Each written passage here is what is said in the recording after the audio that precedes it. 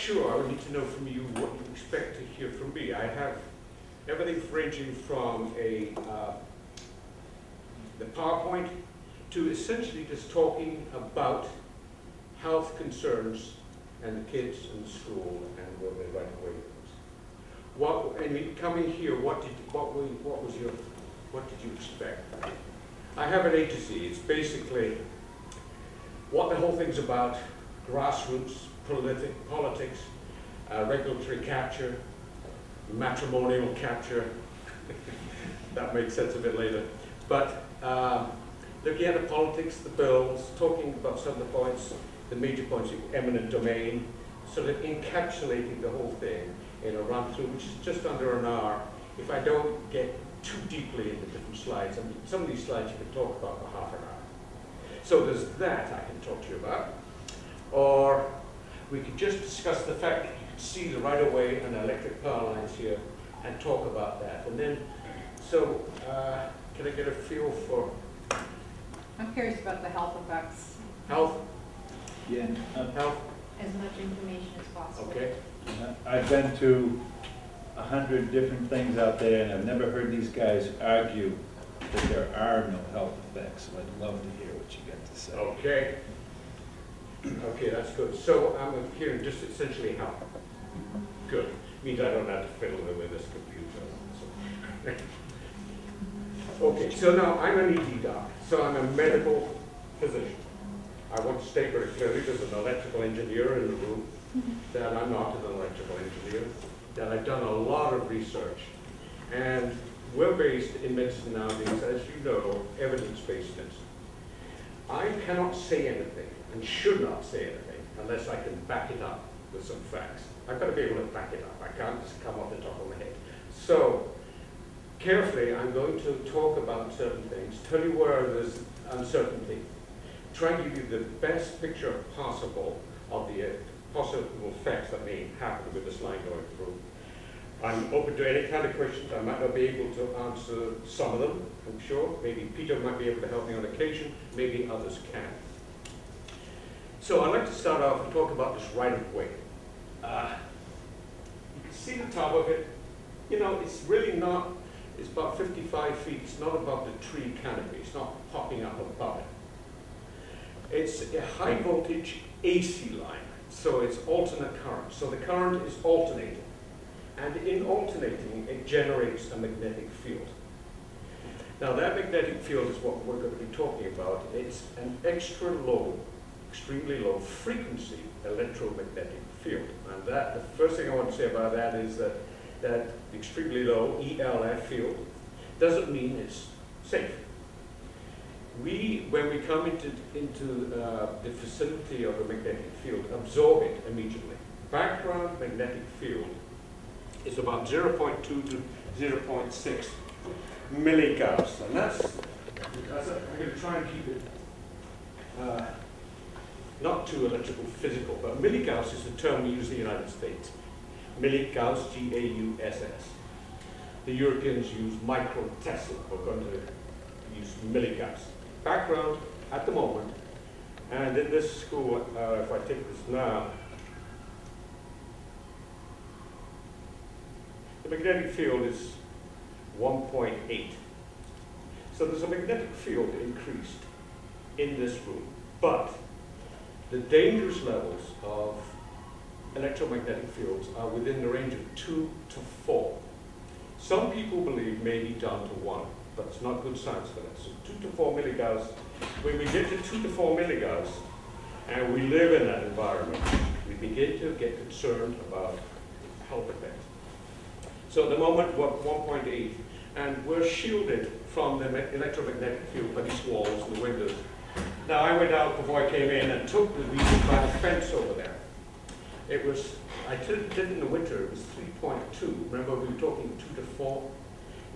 But today I got it at 2.6.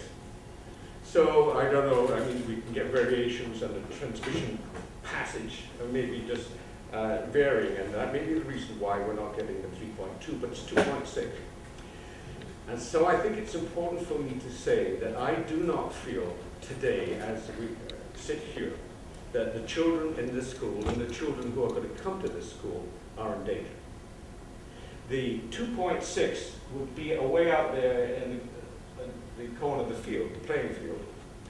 And the Italians, again, the science, I'll give you the best science you can, believe that you have to be 4 hours a day in that environment. A lot of the studies, and the 30 studies, I've looked at most of them, talk about homes, so actually living in that environment of 2 to 4. So the youngsters here may be out there for, I don't know what, a game, an hour and a half. Now, to the extent of our current knowledge, that should not happen. Though 1 to 2 studies have brought the level down to 1, and I think I said here we're 1.6 in here. But nevertheless, having looked at everything, I do feel that I don't want to be a fear mongerer. Yes, sir. What are the ill effects, at whatever level? I'm going, Peter, I'll move on. Just want to set the physics for the moment. So we've got the milligauss, we've got the 2.6 out there, and we've got the 1.6 in here. Now, if we got up to 2 to 4, and we were in this environment, 2 to 4, spending the day in classes, the triumphant teams are beginning to, the supporters are coming in, very happy.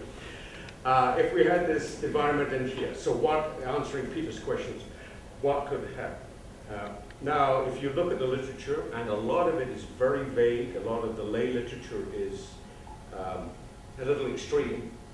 There's, you know, they talk of miscarriages, Alzheimer's, neurobehavioral defects, attention deficit disorder, miscarriages in school, obviously the young teachers, birth defects.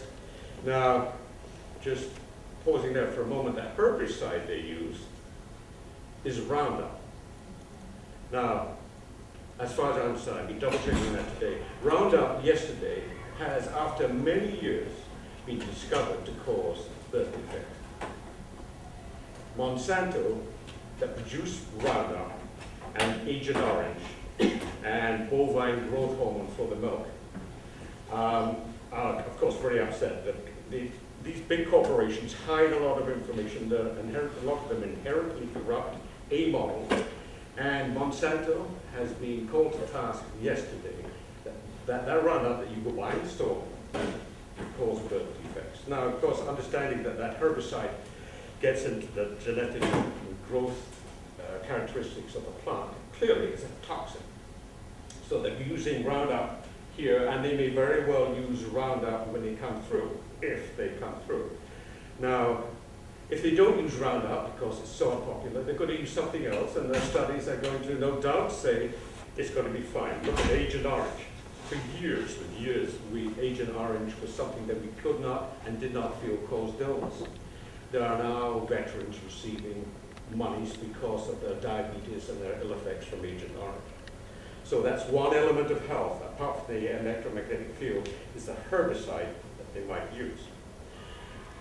So back to the effects. The only credible and good scientific evidence for ill effects from an electromagnetic field is a doubling of the incidence of childhood leukemia. Childhood leukemia, there's a strong association. And this is where causation is when you can prove it in animals, you've seen it in humans, lab studies help you. That's causation. We have association and increased statistical significance. So many studies show that in about that 2 to 4, and it might be 1 to 3, children living in those environments have a 2-fold increase in acute leukemia. If you look at the incidence of leukemia over the century, it's just risen and risen and risen. And as you look at the literature, we're living in an electro smog. Gulf War syndrome, the military working in those, these computers, everything they're using, and all that EMF, electromagnetic fields. There are postulated dirty electricity, which is that extra electricity produced by these lines above the 60 hertz. Corona effect, electricity, splitting ions, and positive and negative getting on particulate matter acute leukemia in children as having the best statistical correlation of doubling, and it's within 300 feet of the power. Does it matter if it's alternating current or direct current? Yes. The alternating current, in doing this, produces an electromagnetic field. What they're going to put down is direct current. This is highly efficient, it moves fast, you don't get much loss, and by itself does not produce an electromagnetic field. Except when you put them in parallel, there's a believed synergism or augmentation of the electromagnetic field. So the idea is behind here is that the right of way is what, 150? Courtney, do you know? Not sure. They're going to put down a high voltage direct current next to a high voltage alternating current. And we don't have the science. I know Hydro-Quebec's looking at this. And I've seen some of the papers. Augmentation and synergism is believed to occur. Now, with these horrendously tall towers that they're planning to put down, electricity arcs, electricity likes to jump. They're making them very tall. So what other lines are they going to bring down? If Hydro-Quebec succeeds to put this through, they do not have to tell us later on what they're adding to that line. They don't have to come to the townships or your school and say, look, you know, we think we're all right, you're going to be all right, we're adding, there's a new cable that they produce that can send electricity down 3 times as fast with 3 times the amount of magnetism. If they add one of those lines on, because Hydro-Quebec as a province is virtually bankrupt. Its debt problem in Canada is the highest of any of the provinces.